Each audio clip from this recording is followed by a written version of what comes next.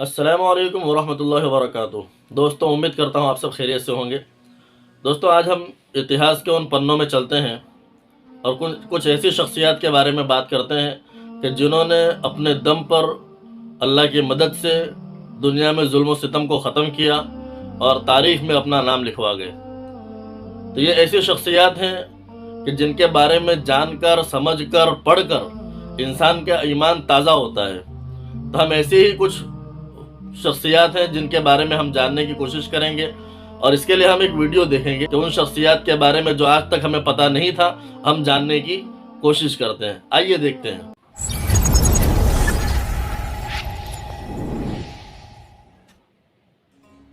اتہاس یودھاؤں سے بھرا پڑا ہے۔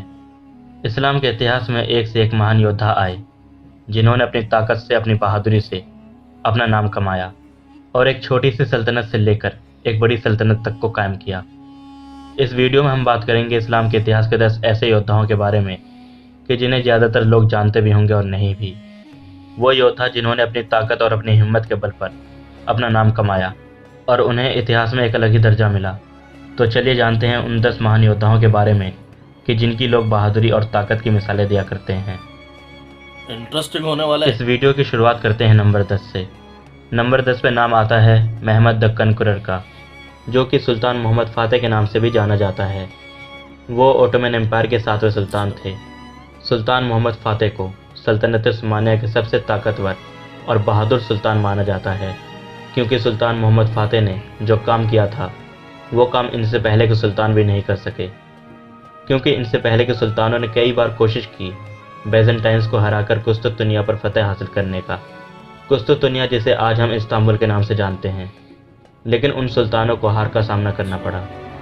اور وہیں بات کریں سلطان محمد فاتح کی، تو انہوں نے 1453 عیسوی میں قسطنطنیہ پر فتح حاصل کیا تھا، اور تو اور انہوں نے بیزنٹائن امپائر کو اکھاڑ پھینکا تھا۔ انہوں نے اوٹومن امپائر کو اور بھی طاقتور بنایا اور اس سلطنت کو بالکن تک پھیلایا تھا۔ اب بات کرتے ہیں نمبر 9 کی۔ نمبر 9 پہ جو یودھا ہیں ان کے بارے میں زیادہ تر لوگ نہیں جانتے۔ اتہاس میں ایسے کم ہی یودھا ہوئے ہیں جنہوں نے منگولوں کو ہرایا ہو، جیسے علاؤالدین خلجی، جلال الدین خارج میں۔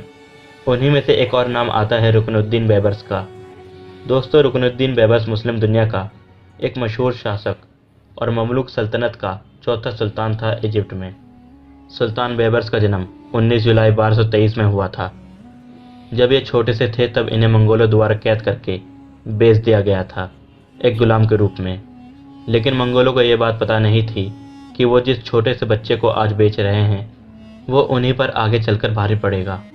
1240 میں وہ ایجپٹ پہنچے اور ایوبی سلطنت کے آخری سلطان کے دور میں انہوں نے اپنی زندگی کی شروعات ایک کمانڈر کے طور پر کی تھی۔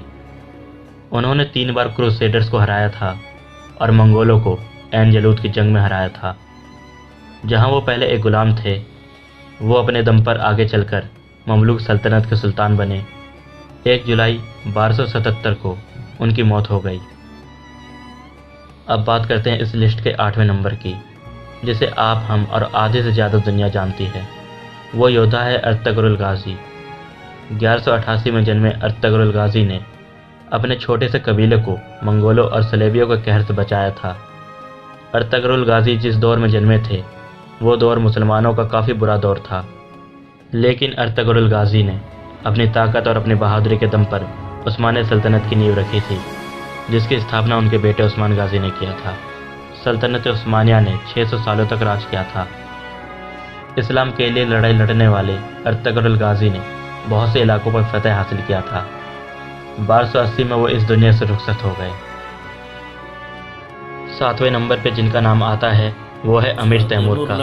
جس کو کہا جاتا ہے امیر تیمور، جو کہ 14 کے دشک میں ترک اور منگولوں کا کمانڈر تھا۔ امیر تیمور اپنے وقت میں پورے ایشیا اور مسلم دنیا کا ایک مہان مسلم یودھا رہا، جس نے لگ بھگ 19 سال کے درمیان ایران، عراق، سیریا، ترکی اور ہندوستان کے علاقوں پر فتح حاصل کیا تھا۔ امیر تیمور نے اپنی زندگی میں ایک بھی جنگ نہیں ہاری تھی۔ انہیں اب تک کے سب سے عظیم جنرلوں اور رنیتیکاروں میں گنا جاتا ہے۔ اب بات کرتے ہیں 6 نمبر کی۔ 6 نمبر پہ جن کا نام آتا ہے وہ پہلے مسلم یودھا تھے جنہوں نے ہندوستان کی زمین پر قدم رکھا تھا۔ جن کا نام تھا محمد بن قاسم، جو کہ ایک امید جنرل تھے، جنہوں نے 17 سال کی عمر میں سندھو ندی، سندھ اور پنجاب پر فتح حاصل کر لیا تھا۔ محمد بن قاسم نے سندھ کے آخری ہندو راجا داہر کو ہرا کر سندھ پر فتح حاصل کیا تھا۔ محمد بن قاسم کو صرف اسلام میں ہی نہیں بلکہ دنیا کے اتہاس میں بھی مہان جنرلوں میں گنا جاتا ہے۔ اب بات کرتے ہیں نمبر 5 کی۔ نمبر 5 پہ جن کا نام آتا ہے وہ ہے ہارون الرشید کا۔ ہارون الرشید 786 میں عباسد سلطنت کے 5ویں خلیفہ بنے تھے۔ وہ ایک مہان لیڈر تھے۔ وہ اپنے دور کے سب سے طاقتور لوگوں میں سے ایک تھا۔ جب ہارون الرشید گدی پر بیٹھے تھے تب اسلام کا سنہرا دور چل رہا تھا۔ جب ان کی حکومت تھی تب ان کی سلطنت اپنی طاقت میں تھی، جہاں انہوں نے اپنی سلطنت کو موراکو سے لے کر انڈیا تک پھیلایا تھا۔ انہوں نے 797 سے 806 تک بیزنٹائنز کو ہرایا تھا۔ ہارون الرشید ان مہان لوگوں میں سے ایک تھے جنہوں نے اسلام کے طور طریقے کو آگے تک بڑھایا تھا۔ وہ اتہاس میں مہان مسلم لیڈر کے طور پر جانے جاتے ہیں۔ بات کرتے ہیں چوتھے نمبر کی۔ چوتھے نمبر پر جن کا نام آتا ہے انہیں مسلم دنیا میں سب سے مہان کمانڈروں میں سے ایک کمانڈر مانا جاتا ہے۔ وہ مسلم دنیا کے ایک ایسے یودھا تھے جنہوں نے پورے اسپین کو فتح کر لیا تھا، جن کا نام ہے طارق بن زیاد۔ طارق بن زیاد ایک بربر مسلم اور امید جنرل تھے۔ وہ موسیٰ بن نصیر کا ایک بھروسے مند غلام تھا۔ طارق بن زیاد نے 712 میں گواڈیلیٹ کی لڑائی میں انہوں نے ویسی گوتھ کی سینا کو ہرایا تھا۔ ویسی گوتھ کی سینا ان کی سینا سے 3 گنا زیادہ بڑی تھی، لیکن پھر بھی اپنے ہمت کے بل پر انہوں نے ویسی گوتھ کی سینا کو ہرایا تھا۔ طارق بن زیاد نے 300 عرب اور 10,000 بربرز کے ساتھ مل کر اسپین کو فتح کیا تھا، اور انہوں نے ایک ایسی سلطنت کی بنیاد رکھی تھی جہاں اس سلطنت نے 1200 سالوں تک راج کیا۔ تیسرے نمبر پہ جن کا نام آتا ہے وہ ایک ایسے یودھا تھے جنہیں صرف مسلم دنیا میں ہی نہیں بلکہ عیسائی دنیا میں بھی ایک مہان انسان مانا جاتا ہے، جن کا نام تھا سلطان صلاح الدین ایوبی رحمۃ اللہ علیہ۔ سلطان صلاح الدین ایوبی بہت ہی جو کہ 100 سے بھی زیادہ جنگوں کے وجیتا رہے، ایک وجیتا، شاسک، بہادر، ایک لیڈر اور ایک نیک دل انسان۔ مسلم دنیا میں ایسے کم ہی لوگ ہوئے ہیں۔ وہ ایجپٹ اور سیریا کے شاسک تھے۔ انہوں نے اپنی طاقت اور ہمت کے بل پر عیسائیوں کی فوج کروسیڈرز کو ہرایا تھا۔ انہوں نے یروشلم یعنی بیت المقدس پر فتح حاصل کیا تھا۔ یروشلم پر فتح حاصل کرنے کے بعد وہاں پہ رہنے والے عیسائیوں پر انہوں نے کوئی ظلم نہیں کیا، بلکہ ان عیسائیوں کو انہوں نے کھل کر جینے کی آزادی دی۔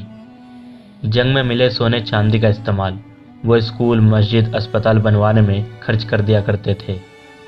وہ 4 مارچ 1193 کو اس دنیا سے رخصت ہو گئے تھے۔ دوستو، نمبر 2 پہ جو یودھا ہیں انہوں نے اپنی پوری زندگی میں ایک بھی جنگ نہیں ہاری تھی۔ ہم بات کر رہے ہیں حضرت خالد بن ولید رضی اللہ تعالی عنہ کا۔ دنیا میں جتنے بھی مہان یودھاؤں کا لسٹ ہو یا مہان کمانڈروں کا، جنرلوں کا، اور حضرت خالد بن ولید کا نام نہ ہو تو وہ لسٹ ادھوری ہے۔ خالد بن ولید وہ یودھا ہیں جنہیں حضرت محمد صلی اللہ علیہ وسلم نے اللہ کی تلوار کا ٹائٹل دیا تھا۔ حضرت خالد بن ولید نے اپنی پوری زندگی میں 100 سے بھی زیادہ جنگیں لڑی تھی اور انہوں نے ایک بھی جنگ نہیں ہاری تھی۔ ایک جنگ کے دوران تو انہوں نے 9 تلواریں اکیلے ہی توڑ دیا تھا۔ یہ دیکھنے کے بعد ان کے دشمنوں نے ڈر سے ہتھیار ڈال دیے، اور تو اور انہوں نے ایک بار زہر کی شیشی کو اپنے دشمنوں کے سامنے ہی پی لیا تھا، جہاں انہیں کچھ بھی نہیں ہوا اور ان کے دشمن ڈر سے کانپنے لگ گئے۔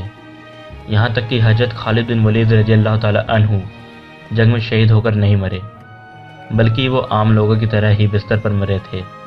خالد بن ولید نے بیزنٹائن کو، رومن امپائر کو، پرسین امپائر کو ہرایا تھا۔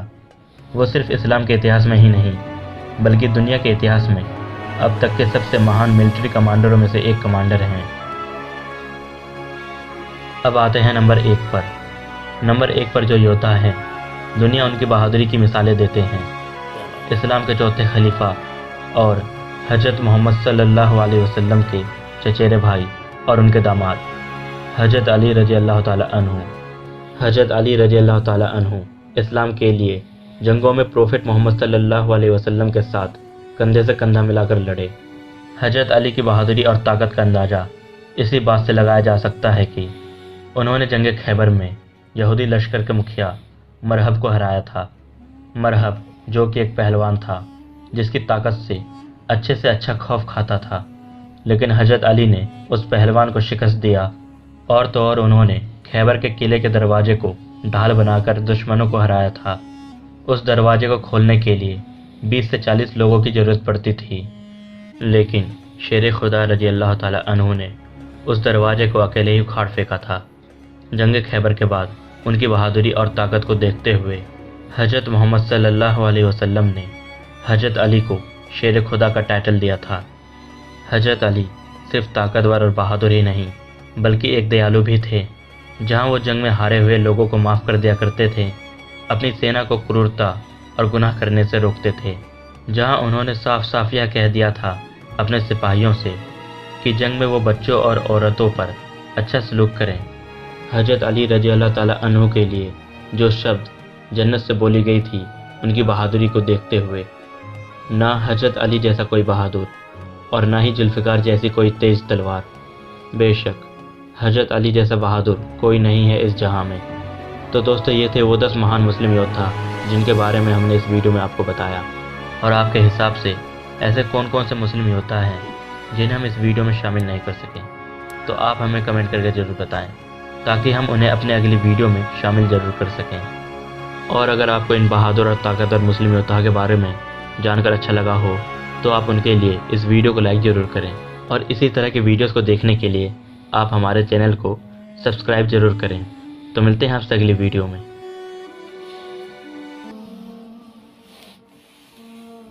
دوستوں، ہم نے دیکھا ساتھ میں بیٹھ کر ان چند شخصیات کے بارے میں کہ جن لوگوں نے تاریخ بدل دی۔ تو مجھے تو شروع کے 2 یعنی پہلا اور دوسرا نمبر زیادہ پسند آیا، اس لیے کہ دوسرا نمبر پہ حضرت خالد ابن ولید رضی اللہ تعالیٰ عنہ تھے، جن کو سیف اللہ کا لقب ملا تھا کہ اللہ کی تلوار۔ اور ظاہر سی بات ہے کہ اللہ کی تلوار جب میدان میں اترتی ہے تو اس کو ہارنا ہو ہی نہیں سکتا۔ اس لیے حضرت خالد رضی اللہ تعالیٰ عنہ کی جو انتقال ہوا ہے وہ آپ کا بستر پر ہی ہوا، اور اس بات کا ان کو افسوس بھی تھا کہ میں بستر پر کیوں مر رہا ہوں، مجھے تو جنگ میں مرنا چاہیے تھا۔ لیکن علماء فرماتے ہیں کہ ان کا یہ افسوس کرنا بھی بے وجہ تھا، اس وجہ سے کہ جب اللہ کی تلوار ہے تو اللہ کی تلوار میان میں واپس تو جا سکتی ہے لیکن ٹوٹ یا کٹ نہیں سکتی، تو لہٰذا اس لیے حضرت خالد کا انتقال جو ہے بستر پر ہوا ہے۔ اور نمبر 1 پر حضرت علی رضی اللہ تعالیٰ عنہ ہے۔ کیا آپ کی تو نرالی شان تھی، آپ کی جو طاقت تھی وہ تو دنیا کا کوئی بڑا سے بڑا پہلوان بھی اللہ کے رسول کے بعد وہ نہیں آ سکتا آپ کے سامنے۔ صحابہ کے بعد وہ کوئی ایسا ہے بندہ نہیں کہ جو حضرت علی رضی اللہ تعالیٰ عنہ کے سامنے کھڑا ہو سکے۔ اور ایک چیز جو میں ضرور بتانا چاہوں گا کہ اللہ کے نبی صلی اللہ علیہ وسلم نے جنگ کا ایک پیغام دیا ہے کہ بھائی جنگ جب ہو تو عورتوں کو، بچوں کو، لوگوں کے مال کا نقصان نہیں کرنا ہے۔ یہ اسلامی قوانین ہے، اسلام کے جنگ کا اصول ہے یہ کہ عورتوں کو نہیں چھیڑا جائے گا، نہیں مارا جائے گا، نہیں کاٹا جائے گا، بچوں کو کوئی کچھ نہیں کیا جائے گا۔ اسی طریقے سے وہ بوڑھے جو جنگ میں نہیں آئے ہیں ان بوڑھوں کو بھی، معذوروں کو، مجبوروں کو، ان کو بھی کچھ نہیں کہا جائے گا یا ان کے ساتھ کوئی برا کام نہیں کیا جائے گا۔ اسی طریقے سے ان کے جو مال اور جائیداد ہے اس کو بھی تہس نہس نہیں کیا جائے گا، گھروں کو نہیں توڑا جائے گا، باغوں کو، کھیتوں کو، ہرا بھرا جو کھیتے ہوتے ہیں ان کو بھی برباد نہیں کیا جائے گا۔ تو اللہ کے نبی صلی اللہ علیہ وسلم نے اتنے اسٹرکٹ اصول بنائے ہوئے ہیں جو اللہ کی طرف سے ہی ہیں واقعی، کہ جنگ کے بعد بھی آدمی اپنی ذات کو تسلی دینے کے لیے یا اپنی بھڑاس نکالنے کے لیے، اپنا غصہ نکالنے کے لیے کوئی ایسی حرکت نہیں کر سکتا، اس لیے کہ ہمارا جنگ کرنا بھی وہ اللہ کے لیے ہے، اپنے نفس کے لیے نہیں ہے۔ لہٰذا دنیا میں جو جنگ ہوتی ہے وہ تو پھر جنگ ہونے کے بعد آپ دیکھو جیتنے والا ہارنے والے کی عورتوں کی عزت بھی نیلام کر رہا ہوتا ہے، ان کے مال بھی لوٹ رہا ہوتا ہے، ان کے بچوں کو قتل بھی کر رہا ہوتا ہے۔ تو ایسے بہت سارے واقعات ہیں، باہر کی کنٹری میں تو کیا جانا، ہندوستان میں ہی دیکھ لو کہ کس طریقے سے بہت سے پچھلے 20-30 سال کے واقعات میں آپ کو دیکھنے ملے کہ بچوں کے ساتھ بھی کیا ظلم ہوا، عورتوں کے ساتھ بھی کیا ظلم ہوا۔ تو لہٰذا یہ جنگ کا ایک اصول ہے کہ جو اللہ تبارک و تعالیٰ نے بتایا ہے۔ امید کرتا ہوں آپ کو ویڈیو پسند آئی ہوگی. اللہ تبارک و تعالی ہم سب کو عمل کرنے کی اور ایمان کو تازہ کرنے کی توفیق عطا فرمائے. اگر آپ کو ویڈیو اچھا لگا ہو تو مہربانی کر کے آپ اس کو شیئر بھی کریں اور سنیں بھی, لوگوں کو سنائیں بھی اسلام کے بارے میں, اور اسلام کے جو واریر ہیں, جو سپاہی ہیں, جو یودھا ہیں, ان کے بارے میں لوگوں تک یہ جانکاری پہنچے. السلام علیکم ورحمۃ اللہ وبرکاتہ.